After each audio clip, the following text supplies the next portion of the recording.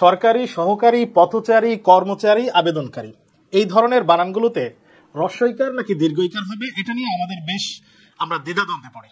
এটার একটা খুব সহজ নিয়ম হচ্ছে, যদি এই কারি এবং আরি কোনো ব্যক্তিবাচক শব্দের সাথে যুক্ত হয় তাহলে সেখানে দীর্ঘইকার হবে, আর কারি এবং আরি যদি বস্তুবাচক কোনো শব্দের সাথে যুক্ত হয় তাহলে সেটা হ্রস্বইকার হবে। তার মানে কারি এবং আরি যুক্ত হওয়ার পরে শব্দটা ব্যক্তিবাচক হলে সেটা দীর্ঘইকার এবং বস্তুবাচক হলে হ্রস্বইকার। উদাহরণ দেখি, সরকারি। সরকারি এই শব্দটা ব্যক্তিবাচক না, এটা একটা বস্তুবাচক শব্দ, এই কারণে এখানকার কারি হ্রস্বইকার। দরকারি এটা বস্তুবাচক, রকমারি এটা বস্তুবাচক, পাইকারি এটাও বস্তুবাচক, এখানকার কারি এবং আরি হ্রস্বইকার।